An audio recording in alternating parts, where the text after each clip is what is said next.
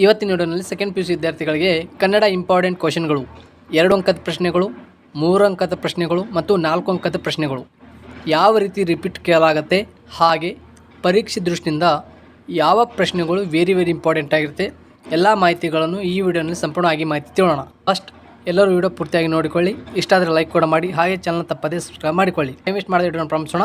Screen ಮೇಲೆ ನೋಡ್ಬೋದು ದ್ವಿತೀಯ PUC ಕನ್ನಡ ಇಂಪಾರ್ಟೆಂಟ್ ಕ್ವೆಶ್ಚನ್ಗಳು ಅಥವಾ ಸಂಭವನೀಯ ಪ್ರಶ್ನೆಗಳು ಅಂತ ಹೇಳ್ಬೋದು.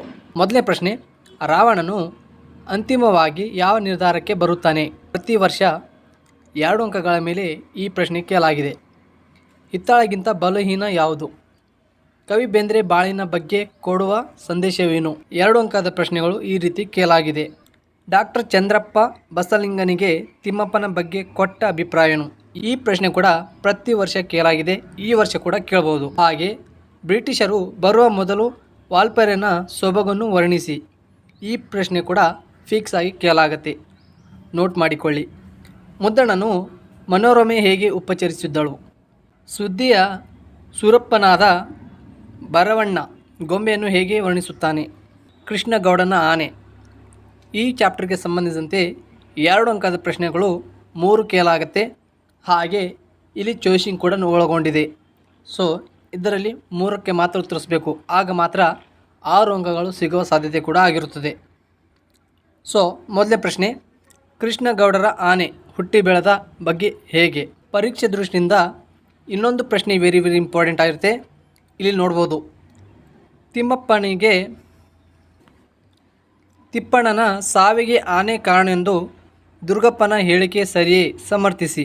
ಸಂದರ್ಭ ಕೂಡ ನೋಡ್ಬೋದು. ಇಲ್ಲಿ ಹಳೆಗನ್ನಡ ಮತ್ತು ಹೊಸ ಕನ್ನಡ ಕೂಡ ಒಳಗೊಂಡಿದೆ. 4 ಅಂಕದ ಪ್ರಶ್ನೆಗಳು, ರಾವಣನ ಮನ ಪರಿವರ್ತನೆಯ ಸಂದರ್ಭವನ್ನು ಕವಿ ಹೇಗೆ ನಿರೂಪಿಸಿದ್ದಾರೆ? ಸೊ ಪರೀಕ್ಷೆ ದೃಷ್ಟಿಯಿಂದ ಈ ಪ್ರಶ್ನೆ ಕೂಡ ವೆರಿ ಇಂಪಾರ್ಟೆಂಟ್ ಆಗಿರುತ್ತೆ. 4 ಅಂಕಗಳ ಪ್ರಶ್ನೆ ಒಳಗೊಂಡಿದೆ. ಹಾಗೆ ಇನ್ನೊಂದು ಪ್ರಶ್ನೆ ನೋಡೋದಾದರೆ, ದ್ರೌಪದಿ ಅವಮಾನಕ್ಕೆ ಒಳಗಾದ 3 ಪ್ರಸಂಗಗಳನ್ನು ವಿವರಿಸಿ. ಸೊ 4 ಅಂಕದ ಪ್ರಶ್ನೆಗಳು ಈ ರೀತಿ ಒಳಗೊಂಡಿದೆ. ಬಸಲಿಂಗ ಎದುರಿಸುತ್ತಿದ್ದ ಸಮಸ್ಯೆಗಳು ಯಾವುವು? ಸೀತಾ ಎಂಬ ಗೆಳತಿಯ ಗುಣ ಸ್ವಭಾವವನ್ನು ಲೇಖಕಿ ಹೇಗೆ ಚಿತ್ರಿಸಿದ್ದಾರೆ? ಸೆಕೆಂಡ್ PUC ವಿದ್ಯಾರ್ಥಿಗಳಿಗೆ ಇಂಪಾರ್ಟೆಂಟ್ ಕ್ವೆಶ್ಚನ್ಗಳು ಕನ್ನಡ ಸಬ್ಜೆಕ್ಟ್ಗೆ ಸಂಬಂಧಿಸಿದಂತೆ 2 ಅಂಕದ ಪ್ರಶ್ನೆಗಳು, 3 ಅಂಕದ ಪ್ರಶ್ನೆಗಳು ಮತ್ತು 4 ಅಂಕದ ಪ್ರಶ್ನೆಗಳು ಯಾವ ರೀತಿ ಕೇಳಲಾಗುತ್ತೆ ಈ ವಿಡಿಯೋನಲ್ಲಿ ಸಂಪೂರ್ಣವಾಗಿ ಮಾಹಿತಿ ತಿಳಿಸಿಕೊಟ್ಟಿದ್ದೀನಿ. ಎಲ್ಲರಿಗೂ ವಿಡಿಯೋ ಇಷ್ಟ ಆದರೆ ಲೈಕ್ ಕೂಡ ಮಾಡಿ, ಹಾಗೆ ಚಾನಲ್ನ ತಪ್ಪದೇ ಸಬ್ಸ್ಕ್ರೈಬ್ ಮಾಡಿಕೊಳ್ಳಿ. ಹಾಗೆ ಏನಾದರೂ ಡೌಟ್ ಇದ್ದರೆ ಕಮೆಂಟ್ನಲ್ಲಿ ತಿಳಿಸಿ. ಸೊ ವಿಡಿಯೋ ನೋಡಿದ್ದಕ್ಕಾಗಿ ಧನ್ಯವಾದಗಳು.